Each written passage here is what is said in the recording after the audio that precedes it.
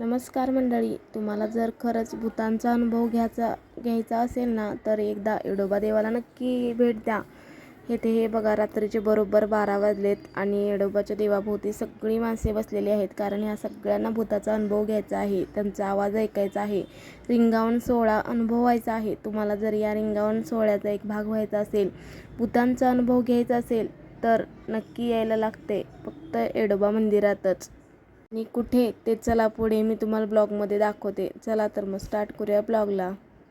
हे बघा, तर या आधीचा मी एक व्हिडिओ पार्ट अपलोड केलेला आहे. आम्ही घरातून लवकर निघालो, धानाई देवीजवळ पोचलो, धानाई देवीचं दर्शन घेतलं, त्यानंतर आलो तो येडोबा मंदिराजवळ. इथे एक झाडाखाली आमची जागा आहे बघा, पूर्वजापासून इथेच बसतात सगळे.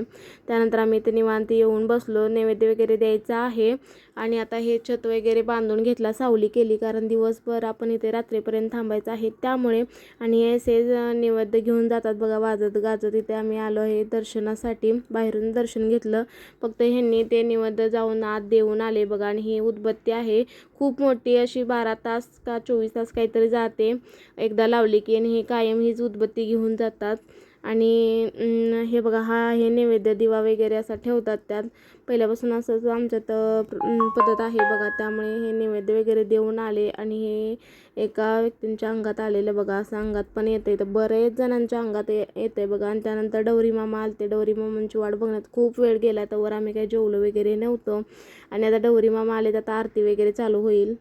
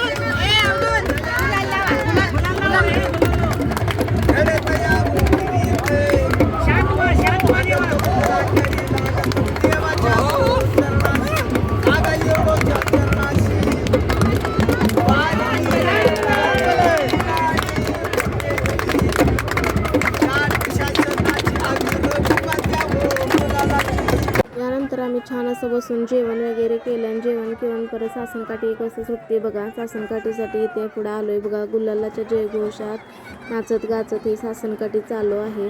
चला तर आपण पण गुलाल खोबऱ्यांची उधळण करूयात.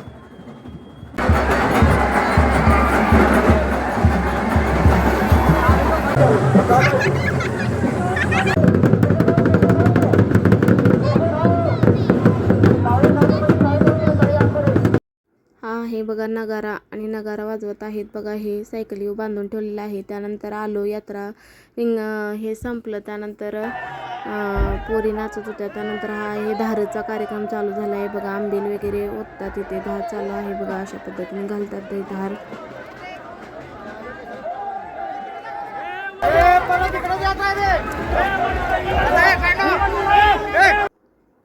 त्यानंतर दुपारी छानपैकी एक झोप काढली आणि 5 वाजता आलो नदीवर हातपाय धुण्यासाठी. छान असं हातपाय वगैरे धुतलं, फ्रेश झालो आणि परत इकडे आलो बघा आपल्या जागेवरती. आणि सगळ्यांची स्वयंपाकाची तयारी चालू आहे बघा. इथे सगळेजण राहतात, बरेच 2-2 दिवस आधी येऊन राहतात. त्यांचं भाकरी वगैरे करायचं काम चालू आहे बघा. आमचं जेवण सकाळचं शिल्लक होतं, त्यामुळे आम्ही काही इथं जेवणाचं काही आणत नाही, आम्ही घरातूनच जेवण करून आणतो. पण बरेच जण इथे लोक राहतात, ते जेवण वगैरे इथेच करतात. त्यानंतर हे मुलांना खेळायसाठी घेऊन गेलो बघा. मस्त अशा या पाळण्यात आम्ही बसलेले, मी आणि कीर्तीच फक्त बसलो, हे काही बसले नव्हते. त्यानंतर हे जम्पिंग वगैरे ह्यात पण हे दोघं पण बसली, रितेश आणि कीर्ती. त्यानंतर मग इथे आमचं हे फोटो सेक्शन वगैरे चालू आहे बघा. फोटो सेक्शन छान असं बसलो होतो पोरांना घेऊन. आणि त्यानंतर मी आणि कीर्ती या आकाश पाळण्यात बसलो होतो, पण खूप भीती वाटत होती, खूप घाबरलेले होते. कारण येडोबाच्या यात्रेतच फक्त आम्हाला बसायला मिळते, तासगावात काय एवढ्या मोठ्या पाळण्यात आम्ही कधी जास्त बसत नाही आहे, त्यामुळे. खूप छान नजारा असा वरून दिसत होता बघा. खूप छान असं डेकोरेशन वगैरे देवळाला केलेलं दिसत होतं. खूप छान आम्ही एन्जॉय पण केला आणि तेवढीच भीती पण वाटत होती. खूप भ्या वाटत होतं कारण जास्त असं बसता येत नाही ना. मी कीर्तीला घेऊन बसले होते. त्यानंतर आले देवळात दर्शनासाठी कारण सकाळच्यानं खूप गर्दी असते. आम्ही काही दर्शनासाठी आत येत नाही, बाहेर दर्शन घेतो. छान असं येडोबा देवाचं दर्शन घेतलं. विलोभनीय असं दर्शन झालं बघा.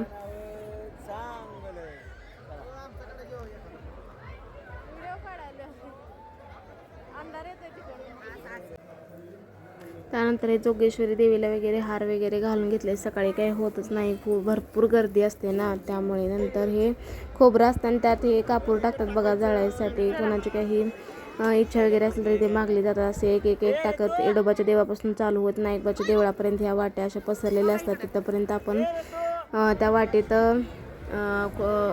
कापूर टाकत जायचं. त्यानंतर हे डिकमल आहे, डिकमलीवर तेल जाळायचं. इथं हे तेल घालतायत बघा. वर भरलेलं होतं खालीच ठेवलं, नंतर तेल वर घालतात त्यामुळे. आणि त्यानंतर रात्रीचं हे डिझाईन किती लाईटिंग छान असं दिसत होतं बघा. येडोबाचं मंदिर खूप मस्त असं दिसत होतं. खूप छान असं लाईटिंग वगैरे केलेलं आहे. आणि आता गर्दी निम्म्यापेक्षा कमी झालेली आहे. आणि पायात बघू शकता सगळीकडे गुलालच गुलाल असं आहे बघा. आणि त्यानंतर आम्ही नाईकबा देवापाशी आलो बघा, ते कापूर घालत आणि चला आता पुढे शॉपिंग करण्यासाठी आपण जाऊयात. त्यानंतर तिथे खूप सारे शॉपिंग केली, चप्पल वगैरे घेतली. कीर्तीला एक, मला एक चप्पल वगैरे घेतली. प्रसाद वगैरे, खेळणी, त्यांना काय पाहिजे होतं ते सगळं घेतलं. खेळणी तर घेतल्याशिवाय चालतच नाही. यात्रा आली की पहिल्यांदा त्यांचं खेळणी पहिला घ्यायला लागतात. त्यानंतर हे बदाम शेक वगैरे घेतला. मी छान असा एन्जॉय केला.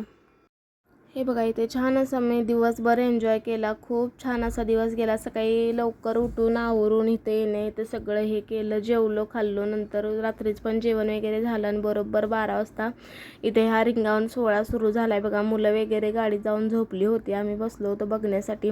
आणि रिंगावन सोहळा अजून चालू व्हायचा होता. 12 वाजता लाईट बरोबर बंद करतात बघा, हे चालू होते. आणि हे माणसांची रेलचेल चालू आहे, सगळ्यांना शांत बसायला होतात. आणि नंतर रिंगावन सोहळा चालू होतोय बघा. खूप छान असा अनुभव आहे हा फक्त अनुभवायचा क्षण आहे.